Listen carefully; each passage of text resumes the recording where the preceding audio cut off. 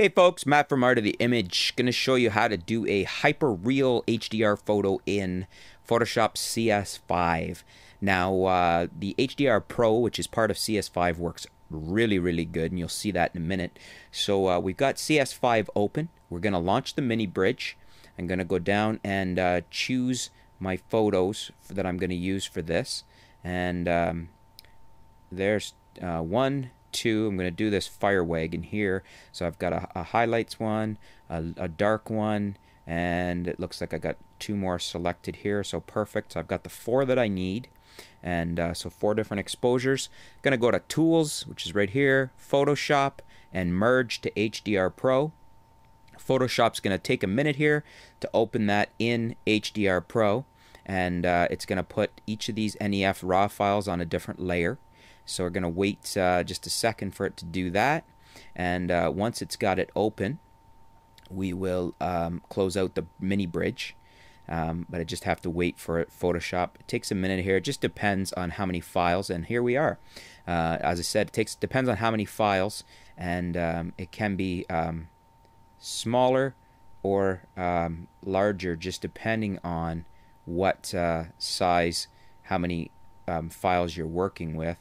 And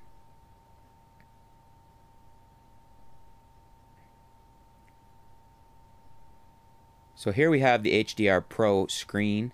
Looks like it's not going to let me resize it any smaller than this for my recording window. But we're going to go to the radius now. We're going to turn this up to 180.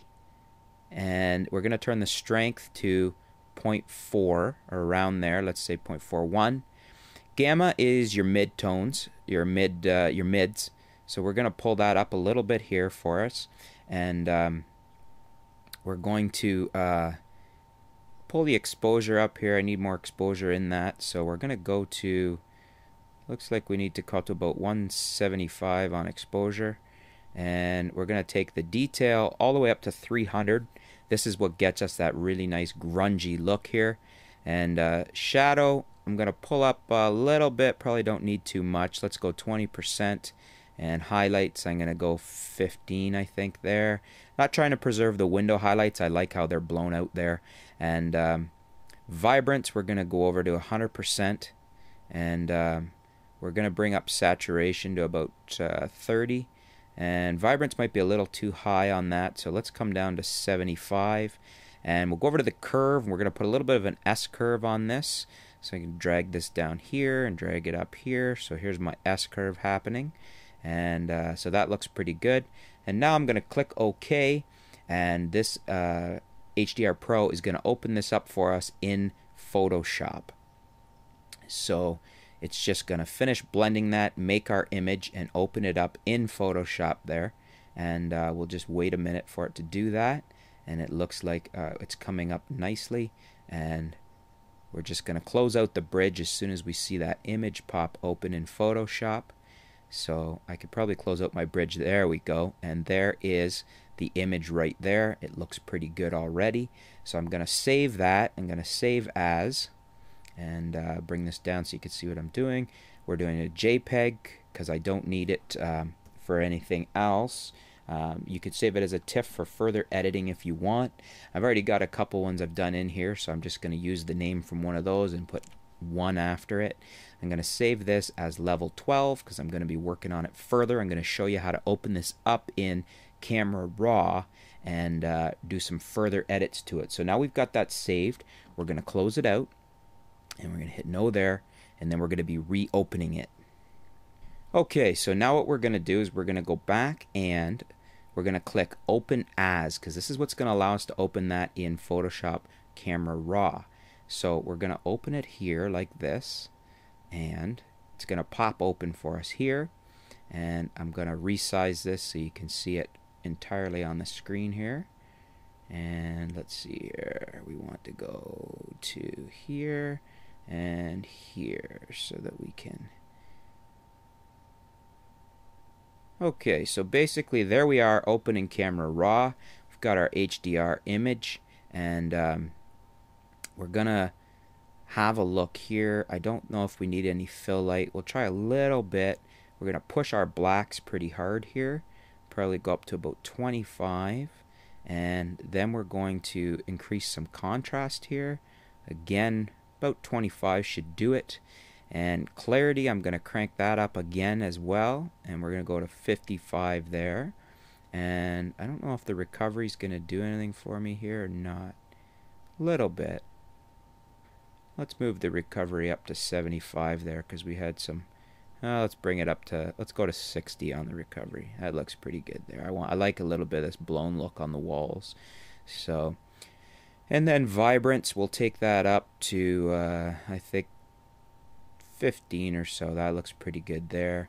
And saturation, I'm gonna bring that up to about 10. Just gonna get that really punchy color look to it. I'm going to move the contrast up even a little more. Let's say 45 on this. And I'm not sure, maybe even the blacks a bit more. Yeah, we'll put our blacks at 30.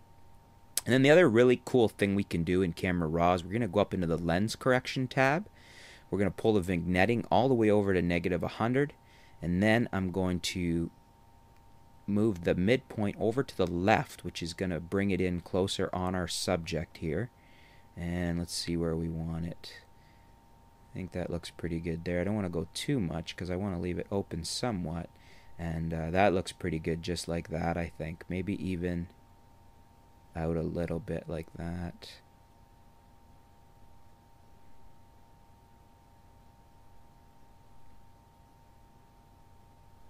Yeah, I think we'll stay at 40 on this one here. I think that looks pretty good. So now what I'm going to do is I'm going to click Open Image. And there we go. We've got our image open in Photoshop CS5. And the only thing that I'm going to do further to this is I'm going to go over here. I'm going to use my patch tool just to take out a little piece of this here that I didn't like. So I'm going to go like that. And there. Cleans it up nicely. So now I'm going to go in and I'm going to click Save As. And I'm going to save this as a JPEG again. And we're going to go and we're just going to, I've already got a title in there, so I'm just going to recall this edited to, save. Going to save it at level 10 because that's all I need right now. And there we go. And there you go, folks. There's my HDR image, hyper real looking, nice and grungy there. And what I'm going to do is I'm going to post that at the end of the video here so you can have a look at it. And I'm going to put in the 4 originals that this came from, just to give you a little look to see you know, what the 4 that we merged and then the final result. So thanks for tuning in, folks. Stay tuned. We'll be back soon with some more video posts, some more articles, and we'll keep you up to date with what's going on in the world of photography. Thanks a lot.